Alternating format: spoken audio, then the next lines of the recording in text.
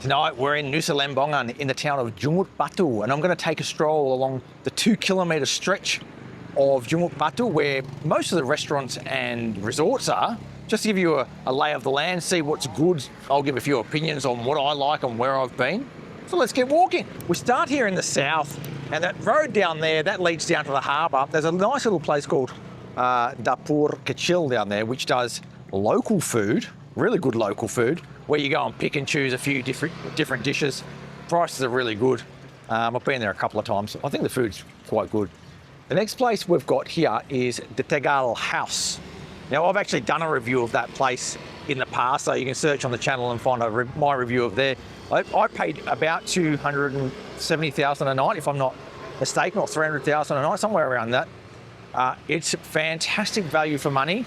Has a swimming pool, air conditioning, very neat and tidy. It is a guest house, but perfectly located here in JungutBatu, and somewhere I highly recommend if you're looking for a budget place to stay. You've got to be careful walking down this road here in Nusa Lembongan in JungutBatu because there are no footpaths. You have to walk on the road and you're dicing with the motorbikes. As we walk from the south to the north, the beach is actually on our left, so down any of these side alleyways, it will take you to the beach, and the beach is uninterrupted for the whole 2-kilometre stretch. So if you stay anywhere around here, even if it's not beachside, you are within maybe 50 or 100 metres of the beach. So everything is perfectly located if it's on this road. Now, I don't know all the places along here because I haven't been to all the places, but I've seen most of them. And like, there's a tiki bar there that has a few people in it at the moment, and there's little restaurants left and right, like this one on the right's got a few people in it. My brother actually stayed at this place and a few months back. He reckons that's the D&B place, or DB. He reckons that place is excellent, excellent. The accommodation is just fantastic. And because it's a bit busier now than it was at Christmas time, we've actually got people eating in the restaurant there. Next place we come to is Fin Island on the left, which is absolutely packed. When I was here in January earlier this year, there were no people eating there at night, not even one table. Right now, it's full, absolutely full. So that's really interesting. So seasonal here on Nusa Lembongan. So when you come here, it might really sort of influence where you eat, where you stay, because when there are fewer people there, you're sort of like a little bit reluctant perhaps to stay or eat in a place that doesn't have as many customers. You'll see little homestays like this advertised up and down the strip. I don't know how much they're costing, but they're going to be cheap, like really cheap. In the region, I don't know, but it'll be under 300,000 a night for a place like that. It might even be 200,000 a night. Some of them aren't available online. You might have to come here and book them, or book them once you get here. They're that sort of place. They're an older style. They're more like what surfers would have stayed in maybe 20 years ago when this place wasn't as developed. This place here, I've been to that quite a few times. It's called Baruna Barona. Indonesian food, very, very popular. Now, when I talk about prices here in Nusa Lembongan, you have to put it in context. Everything here is more expensive in terms of food. And that place, whilst it's more expensive than what you'd pay for the same sort of food in Sanur, it's quite reasonably priced here for Nusa Lembongan. So, I don't know the exact price, but something like, for example, you might pay 60,000 for a nasi goreng, which sounds expensive compared to Sanur, but for Nusa Lembongan, it's actually pretty reasonably good priced. Look how moody that place is. That looks mad. Bodega. Thank you so much. Even though it's now quite developed along this road, there are still little warungs like that selling general supplies. That were selling lots of drinks there. There are other places selling daily needs, keperluan sehari-hari. It still has a bit of a local feel to it, but it is developing quite fast. There's a booze shop there. That place is Nisi Taverna. It's got hardly any customers in it, which is interesting because I think that's a big name here. So, up and down in terms of visitor numbers in a lot of these places. The next place is extremely popular, especially in the mornings. It's called Let's Bake. Now, that place is famous for their pastries. Foreign owned. I'm not sure if it's a French owner or not. I've been there quite a few times. Hello, how you going? I've been there quite a few times. It's quite good, but it's extremely expensive. Like, it's very expensive. For the quality you get, I'm not that thrilled about it, to be honest, but it is good quality, but expensive. You know, it's one of these things that you sort of have to pay a lot where you've got all your imported ingredients being used in, like a pastry, for example. That's just the way it is here on Nusa Lembongan. You are paying a lot for something that you might get cheaper somewhere else, but it's just because everything has to be shipped over. So let's bake. Do I like it? Yeah, I do like it, but it's expensive. So it sort of tarnishes a bit for me. This is Mickey. I don't know a lot about it, but what I do see is there is rugby league on the TV right now. So it's a sports bar. It's called Mickey Sports Bar and Restaurant. Makes sense. You got the footy on the TV, and I'm sure they'll have all the big games on there. It seems to be one of those places. They do have ATMs here. My suggestion would be do not rely on ATMs solely because they're often down. And if they're down on the whole island, you're in trouble. There's only a half a dozen of them here, or less than that. It's probably 5 of them. This Akala, I've been there before. I went there for dessert one night with a couple of friends. That's extremely popular for a drink and some meals there. You know, it's busy right now, as you can see across there. That place is Lemongrass. Looking pretty full tonight, actually quite full. Bit of live music going there. That looks extremely popular. I haven't been there, can't really comment on quality. And again, as you come down here, there are warungs galore, like that place there, another booze shop. There are fashion boutiques like that. They're getting a bit popular as well. As we get further up though, on the left up here, we got a Quicksilver shop, a Rip Curl shop. Some of the prices are reasonable. The full price things are a little bit expensive, but when they've got discounts on like 50%, they're pretty good value. Up here on the right, this is a really popular warung where they do a lot of seafood. It's called Yman. And Yman warung, they're doing fresh seafood. And you can see here, we've got a big grill going out the front. And they've got some lobsters, some crabs, some prawns, a lot of fish. Oh, look at those fish, unreal. That place is pretty popular. It's like just a warung style where they got the grill going and that sort of thing. I haven't been there, but if you're into fresh seafood, I reckon it's probably a really good option. There is another place that's similar to that, that I'll come up to shortly, which must be a direct competitor because it looks quite similar. So just for a bit of context, JungutBatu is the main tourist area in Nusa Lembongan. There are other places you can stay as well, but JungutBatu is the original, the one that people still go to most often. And it is the most developed place. It's the center of where most of the food is. If you stay at somewhere like Mushroom Bay, which is another alternative, much smaller. Nice as well. I love it down there, don't get me wrong. But if you really need to be central, maybe you don't have transport, this is where you need to stay, JungutBatu. Now we have this other warung, Little Prema warung, which is doing all that grilled seafood as well. It's like a really popular joint. Here's your big grill, look at that. They're using just wood they've got. All your fresh seafood. Look at that freshly caught fish. It's all on ice. Fresh coconuts.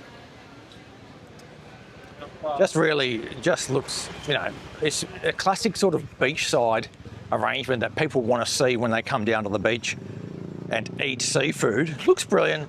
It's sort of a little bit sad we don't get as many of that sort of thing over in Sanur or even in Kuta, really. I think back in the day you might have done, but these days it's sort of not really like that. But here, there are certainly a few places like that, and they're very popular, extremely popular. This dark place here, all closed up because it's more of a morning place, is called Jungle Bakery. I've been there as well. They do pretty good cake, well, really good cakes and pastries. It's not as sort of sharp and as modern as Let's Bake, but it has a more hearty feel to it. I really love it. It's very nice. A little bit older school, to be honest, but it is pretty good. I enjoy it. You got a warung lalapan over there. That's real local food. The next place we've got coming up on the right here is a really famous place that's just opened in Sanur, or is just about to open. It's called Curry Traders. I mean, it's got a bit of class about it. Indian restaurant. Look at the mood there. Brilliant. I'm quite interested in that Curry Traders because someone who made that place has a good eye for detail, nice logo, brilliant interior design. You can probably imagine that if they've put a bit of detail into that, they've probably put a bit of detail into the food. But you don't know until you've tried it, do you? This place is good. This is a coffee shop. This is Surya Coffee Shop. They do good coffee there. A little bit, again, not as sharp as some of the other coffee shops around, but still very good coffee. I really love that place for an early morning coffee. A little bit older style, but still very good coffee. As we move further along, we have Island Yoga down that little alleyway, which is the alleyway down to the beach. Don't know much about it, but you can do yoga if you're here. This place is called Warung Kecil. Now, if you know anything about Sanur, you're going to know that there is Warung Kecil in Sanur, and there's also a Warung Kecil Infinity. Extremely popular little warung in Batu Jimbar, Sanur, so near the Hyatt, that sort of location. They've just opened that outlet here. That hasn't been there that long. It's quiet at the moment. Maybe they haven't got the reviews up on Google Maps yet, but as time goes by, that is going to be extremely popular. It's one of those places that's Indonesian food that you select from the window. It's very good quality. The portions are good value for money. And I think over time, that's going to really make a hit here in Nusa Lembongan. Not quite there yet, but it will be soon. Sampan has a bit of live music going on, a bit of a live seafood or a seafood thing going on here. Hello. Hello. Yeah, and it looks a bit classy as well. Where I'm staying at the moment, at Villa V, you can actually order via WhatsApp to that restaurant and they'll come and deliver it to you, which is a nice little service. It looks a bit classy, doesn't it, that? This is Bonza. Bonza's a nice little restaurant slash cafe. Pretty quiet at the moment, which is interesting. I went there this morning. I thought it was pretty good. It was pretty good. I had a sandwich. Or was it this morning or this afternoon? Or yesterday afternoon. I went there earlier. I went there once and it was good. I had a sandwich there for Kasha. Really good. It was fresh, loaded with toppings. Again, a little bit pricey, but that's pretty normal here in Nusa Lembongan. I enjoyed it. I'd go back there again. I can recommend it. So Bonza's a Bonza one for you. I know it's probably controversial to say it, but this big monstrosity is a luxury resort. It's called Mahagiri. I call it monstrosity because it's big. And for me, it's out of place in a place like Nusa Lembongan, but it's here. It looks quite luxurious, to be honest. It's not my idea of what a place like this is supposed to be like, but you can bet your bottom dollar that more of these places are going to go up in time as more people come to Nusa Lembongan. It's only a matter of time, but time is still on our side here in Nusa Lembongan. It's still a very, very chilled place to come. And I think if you've got any inkling to sort of come here over the next few years, you should do it. There's a very good feeling here, a very good feeling. There's this really relaxed vibe, an old school vibe. It still hasn't got all those modern things going yet, but you can still access them when you choose to. The traffic's non-existent. The people are quite friendly.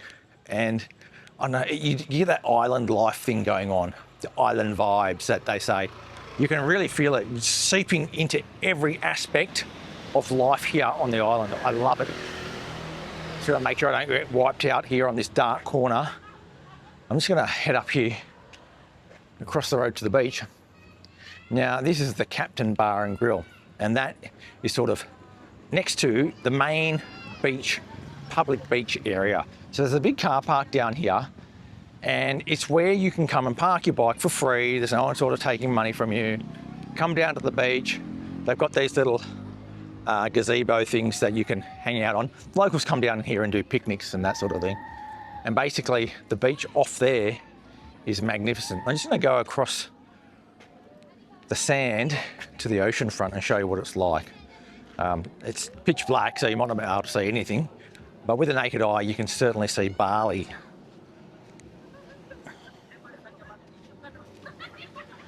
Basically, this sort of gets you to the top of the island. So Bali, you can see a few lights over in the distance there. You know, this is probably in the area of, it's not quite Candidasa. Candidasa is probably over there somewhere, and going down the coast towards Klungkung. That's probably Klungkung there, where there's sort of a haze you can see over there. Once you get to the top of the island, the road turns right and goes along the north of the island, and there are other things up there as well. So my villa is just here, like within about 50 metres of here, so it's a really good location at the top here. But if you go further along, there's a putt-putt, there's quite a few bars. There are other resorts up there as well. They're a little bit out of the way. Well, I mean, that's probably not the right word. I wouldn't say out of the way. They're a little bit more secluded and peaceful and quiet is probably a better way to put it, because I've just walked all the way up that road. So if you're staying there, it's literally like, I don't know, 20-minute walk right to the other end. It's not that big a deal. And if you can't walk and you need transport, well, there's those taxis that can take you around for, yeah, it might cost you $100,000 to get a taxi down to the other end. If you've got your own wheels, like if you've got your own motorbike, well, it costs you nothing. It's actually quite a beautiful part of Nusa Lembongan. I really love it here at JungutBatu, and I hope with some of the information I've been able to provide you tonight, that maybe you can come here one day too. Thanks for coming along for the walk today, and thanks for watching. Make sure you hit that subscribe button to keep up to date with all things Sanua. I'll catch you next time.